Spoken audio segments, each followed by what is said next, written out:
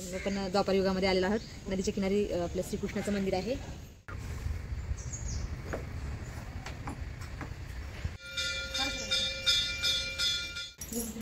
आईने इथं पारिजातचे फुलं घेतलेले आहे, तर त्याला पण नारळ आलेले आहेत आणि याला पण नारळ आले आहेत। हरे कृष्ण मैत्रिणो, स्वागत आहे तुम्हा सर्वांचं। तर मैत्रिणो, आज आहे सोमवार आणि मी प्रत्येक सोमवारी किंवा मला जेव्हा वेळ मिळेल तेव्हा मी शिवजीच्या मंदिरात जात असते दर्शनासाठी।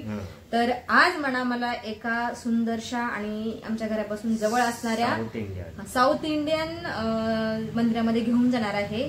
मला माहित नाही ते मंदिर कुठं आहे, पण मनीष म्हणतो घरापासून जवळच आहे, तर आज आपण तिकडे जाऊया। तर खूप सुंदर पण आहे असं म्हणतोय, तर म्हणलं ठीक आहे आज आपण तिकडच्या मंदिरात जाऊ। तर मी आणि मना चाललेलो आहो मंदिरामध्ये, तर तुम्हाला पण दाखवते मंदिर कसं आहे ते।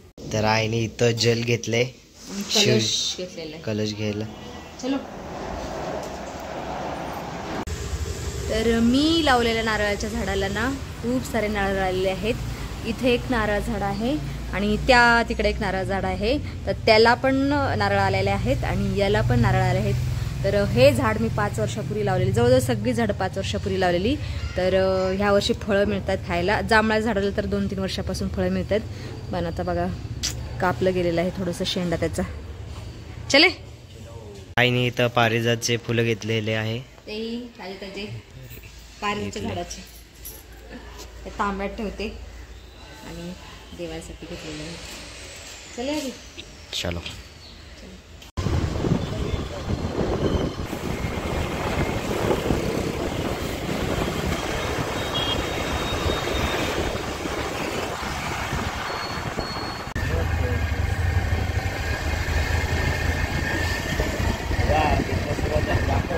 मंदिर आहे ना, हा छान मंदिर आहे।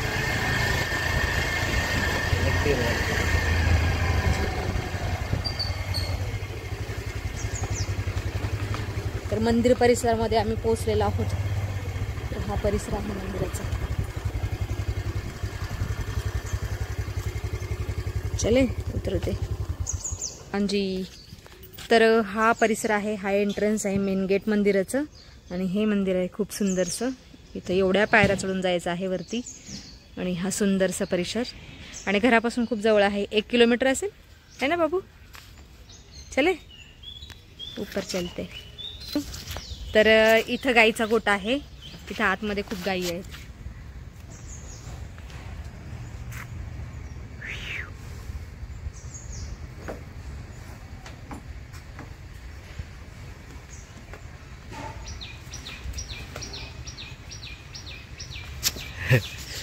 घाबरले ना इथून, हे बघ। अगं तू रात्री नाही आली तिथं, रात्री तर नाही ना सगळं चालू असतं। तर हे साऊथ इंडियन स्ट्रक्चरचं मंदिर आहे। तुम्ही या मंदिराचं स्ट्रक्चर बघू शकता, साऊथ इंडियन सारखं दिसतंय आणि समोरच पवना नदी, पवना नदी समोरच। जय पवना माता। इथं बघ स्नेक टेम्पल आहे, हा इथे स्नेक टेम्पल आहे, नागोबाचं मंदिर आहे आणि इथे अखंड दीप आहे, अखंड ज्योती।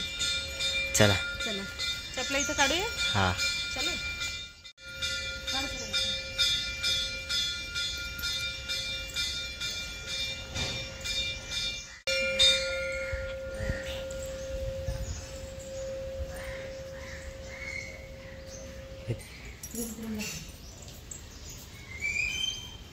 सगळे मंदिर आहे।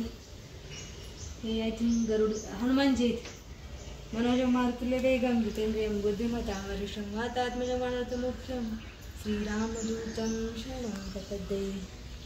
चले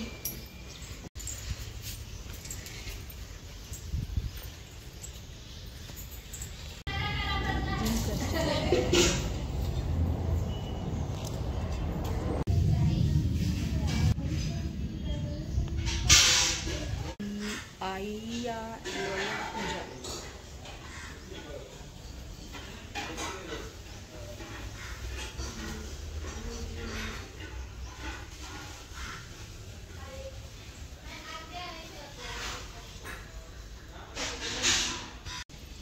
तर असं याचं परिसर आहे। खूप सुंदर वेल आलेला आहे हो खाईच्या पानाचा। नागवेलीची पानं काय सुंदर आहे.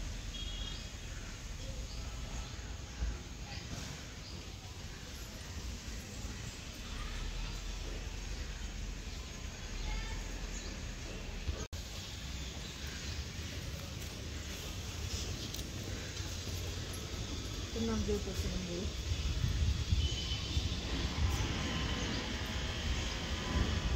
तर या ठिकाणी नागदेवतेचं मंदिर आहे. प्रणाम नागदेवता.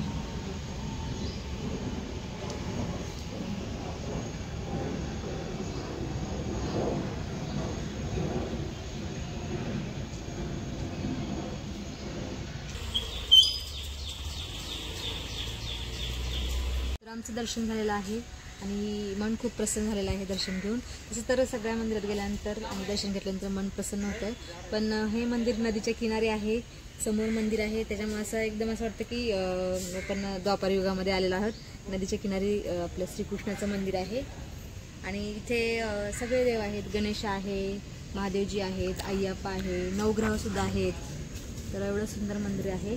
तर तुम्ही येऊ शकता या मंदिरामध्ये. आणि हे मंदिर आहे कल्पतरू, म्हणजे पिंपळे सौदागर, राटणी, सांगवी, औंध इकडचे लोक इथे येऊ शकतात कारण त्यांच्यासाठी जवळ आहे.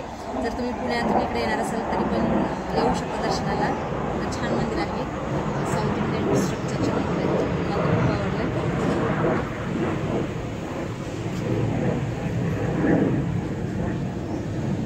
मैत्रिणो, आम्ही मंदिरातून आलेलो आहोत आणि आता मला खूप भूक लागली आहे. मी जेवण करत आहे. मनानंतर मगाशी जाते वेळेस जेवण केलेलं. मी आणि दादू जेवण करतोय आणि मी जेवणासाठी बनवलेलं आहे ही मशरूमची भाजी आहे आणि ही आहे दोडका, माझा फेवरेट जरी नसला तरी फेवरेट म्हणावं लागतं कारण मी आठवड्यातून 2 ते 3 वेळा दोडक्याची भाजी खात असते आणि वातीसाठी चांगली असते म्हणून. आणि या इथं दही आहे, याच्यामध्ये मिरं टाकून मी खाणार आहे. हे मनीषा नावचं दही आहे, त्यानं खाल्लं नाहीये त्याच्यामुळं मला खावं लागतं. टाका मिरपूड टाकायचं. त्याच्यामुळं असं म्हणतात की वातीला असं बाधक नाही होत म्हणून मी काय करते मिरं टाकून खाते दही. आपको क्या चाहिए? हाँ जी बोलिए. हो गया खाना? ही चपाती नुसतीच खाणार आहे का? अरे घे मशरूम, घे भाऊ खा. थोडंसं जल पी. पिलं? ठीक आहे, खाले. तर मैत्रिणो, आता या व्हिडिओमध्ये इथे थांबूया. तुम्ही इथपर्यंत व्हिडिओ पाहिल्याबद्दल तुमचं खूप खूप धन्यवाद. भेटूया पुढच्या व्हिडिओमध्ये.